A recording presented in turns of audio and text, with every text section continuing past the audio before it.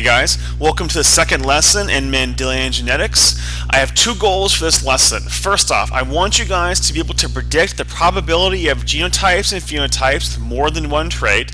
And secondly, I want you guys to explain genetic recombination and polyploidy. So first off, dihybrid crosses. This will be the bane of your guys' existence, and because boy, it was the bane of my existence back in college. These things look really complicated, and you're going to think they are for quite a while, but once you get to understand how they work, things will become a lot easier on these things. Basically, a dihybrid cross is just a more advanced version of a Punnett square. It's a big Punnett square when you compare two different ideas. So, for example here, let's say with peas, let's say I take a parent that is homozygous dominant for yellow and homozygous dominant for smooth and combine that with a parent who is homozygous recessive for yellow, meaning they're green, and secondly they are homozygous recessive for being rough. And now if I have these two have babies, what's going to happen is you're going to have a big Y and a big R, and a little y and a little r from that cross. Well, let's say for a moment, let's have these two have babies. Let's find out what happens. Well, you're going to create this Punnett square, which I might have stolen from your book. And what happens is this, is that you have all possible types of gametes. So what I'm telling you is because you're crossing this, you have big Y, big R. Well, that gives you big Y, big R. You have big Y, little r, so big Y, little r. You have little y, big R, little y, big R, and you have little y, little r, and little y, little r. And the same thing ends up becoming true of the male side, in which you end up having the same gametes. Well, then all you have to do then is just complete the Punnett square like you would have beforehand, and you get different combinations. And essentially here, what the book has done is it's created a fancy little Punnett square chart that you can look at and see how it works. So if we wanted to calculate the probability of being green, what you would do then is you count, okay, well, how many green do we have? Well, I have 1, 2, 3, 4. Well, I have 4 greens. Well, I take 4 divided by a total possible of 16 possibilities. If you count all of these, there'd be 16 of them. 4 divided by 16 would give you a number, and you can calculate that. So 4 divided by 16 will be 25%. What that means here is you'd have a 25% chance of being green. Now, if you wanted to say, for example, what's the probability of me being green and rough? Well, you can do that too. Well, you have only 1. Well, that's 1 out of 16. Well, if you take 1 divided by 16, that gives you the number 0.0625, which means you'd have a 6.3% chance of becoming green and rough. So you can use these big Punnett squares here to calculate lots of different probabilities you're curious about. So let's do a sample problem. And this one I didn't screw up, I checked. Okay, so a mother who is heterozygous for albinism and the ability to roll her tongue marries a man who is heterozygous for albinism and tongue rolling. What's the probability their children will be albino tongue rollers? Okay, well, let's break this down. First off, the mother. Well, she is heterozygous for albinism and tongue rolling ability. Okay, that means she would be big A, little a, and big T, little t. So her possible gamete combinations are big A, big T, big A, little t, big T, little a, and little a, big T. Now, the father is the exact same, so the father has the exact same possible gametes. He would be the same thing, no difference here. Now, if you do the Googling, you find out that albinism, which is a disease that causes your skin to be really, really, really white, and gives you red eyes, which is kind of cool, I think, is a recessive trait. So that means you have to be little a, in order to get it. And tongue rolling, as you know from my last wonderfully failed example, is dominant. So let's set up a Punnett square. Now, I want to make this all fancy so I could put it in piece by piece, but unfortunately PowerPoint was not that fancy and I couldn't make it happen. So we'll just go over this piece by piece. So we have the mother, well, that goes over here, and we have, well, AT goes there, big A, little t, that's the next one. We then have little a, big T, okay, let's put that next, and then little a, little t, and put that there. And same thing for the guy up here, and these are your possible gametes. So the question then asked you, what is the probability of their children being albino tongue rollers? Well, albino just means you have to have little a. So how many little a's do we have? Well, we have little a. Okay, so this person's albino, this baby's albino, this baby's albino, and this one's albino. So we have 4 albinos right here, we can see from our numbers. But things get a little bit tricky here because these, oops, wrong button, there we go, it's back. So things are a little bit tricky here because you look here, all these guys are big A, so none of these guys here would be albinos. So all of these babies here would be albinos. Some of them would have the albino gene, but they wouldn't be albino. We only have 4 possibilities of people being albinos. But the question's more complicated. It's asking albino tongue rollers. Okay, well it wants to know people who are albino and can roll their tongue. Well, tongue rolling is dominant. So that means that this guy can roll his tongue, this one can roll his tongue, this one can roll his tongue, but this one can't. So this baby here cannot roll their tongue. So that leaves us with 3 possibilities where you have a tongue roller, and it leaves you with 13 possibilities where you don't. So now we have to do the math. So if we take the math of 3, I know, very terrible 3. And because you have 1, 2, 3, you have 3 of these.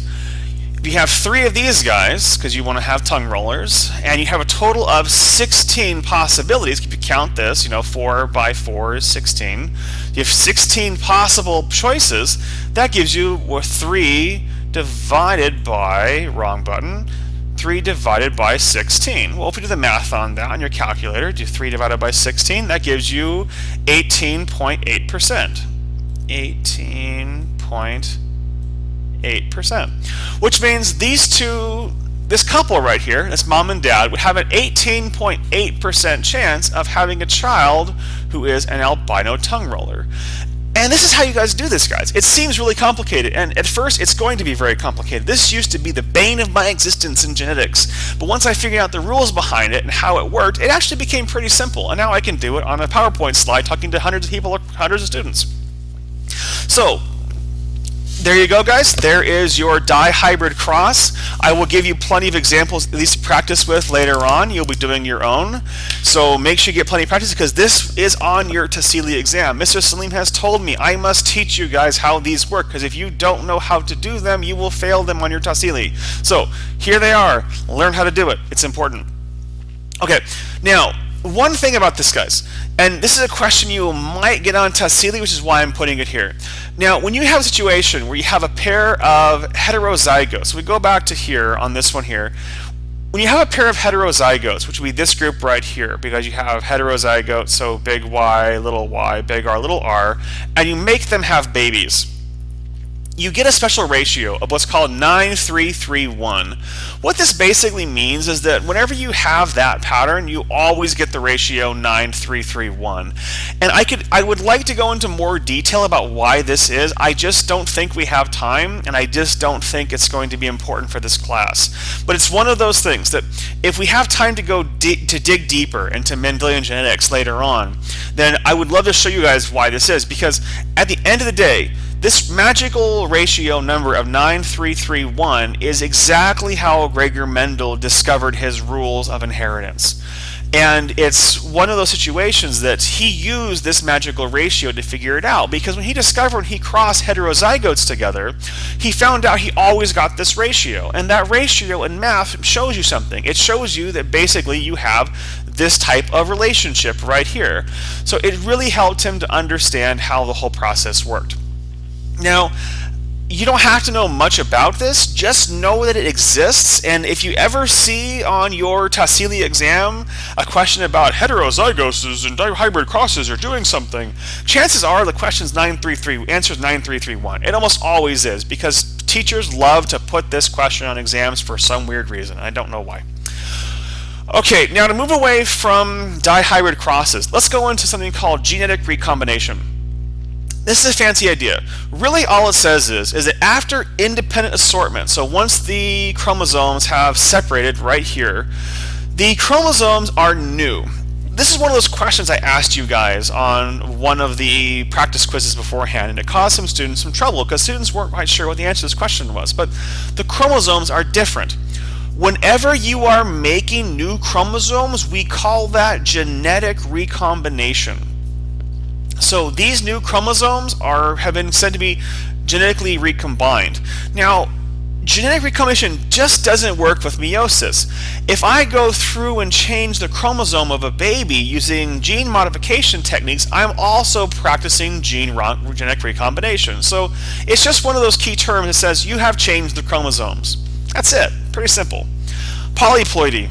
Now, I told some students about this beforehand.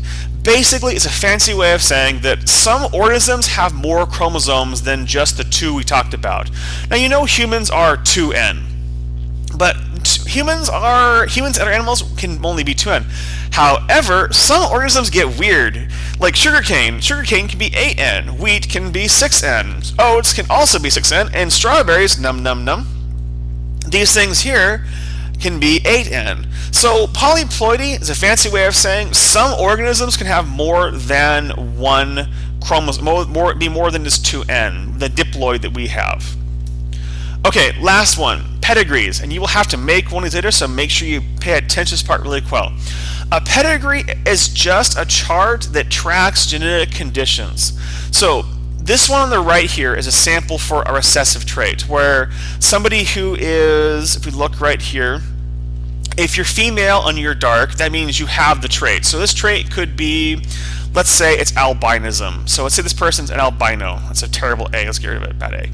Let's say this person's an albino, and this person's not an albino. So the female is albino and the male is not. Well, if they have babies, as you can see here, you had all these are all the possible babies of this couple right here. Well, you see that 2 of the babies were albinos. What that means is that the mother had to be homozygous recessive, so she would be little a, I know, terrible A's, I can't write on keyboards, and the father had to be a heterozygote because albinism is recessive, and the only way a recessive trait could move from one generation to the next is if he was a heterozygote. So he had to have some albino in him, he just didn't show it. So his phenotype was normal, but his genotype was big A, little a. And what this shows you here is that, okay, let's say, for example, this baby right here, because they had 3 kids. This kid here, and obviously this one here in the middle. Now, this woman got married to a new man, and this man didn't have albinism, and she didn't have albinism. Well, none of their babies were albinos. What that means is that the albino gene is either gone or it's hidden now. Meaning that this person could have been big A, little a, and this person had to have probably been big A, because none of their babies were albinos. So now there's some chance this little a got in here somewhere, but I doubt it. Most likely it's going to be a situation of where you have big A. Actually, wait, no, this baby will 100%, I'm wrong, I almost missed something. This baby 100% will have big A, little a, because you get the big A from the dad and the little a from the mom. This guy here was probably big A, because their babies didn't have albinism. So there's a good chance this guy is an albino. Now, these babies here, we don't really know what genes they have, what alleles they have. We can kind of make some guesses, but we don't really know for certain. Now, this male right here was a male albino, so we know, again, he would be little a. This woman right here, though, is normal, but 2 of the babies were albinos. So that means for certainty we can say this mother right here is big A, little a. She has to be, because if she didn't have a little a, there's no way for the babies to be little a. And this is where pedigrees help you guys, because pedigrees can help you track where traits are coming from and what traits are doing. And you're going to be using them to help yourself in your project later on to track how diseases can move through populations. And that's pretty much it, guys. So there's Four key terms for this section. You have dihybrid cross, genetic recombination, polyploidy, and pedigree. And there's two skills you have to learn how to do. You have to learn how to create a dihybrid cross, and you have to learn how to run a pedigree. And you'll be doing both of those in the activities for this unit. Thank you very much for watching the lesson, guys, and good luck.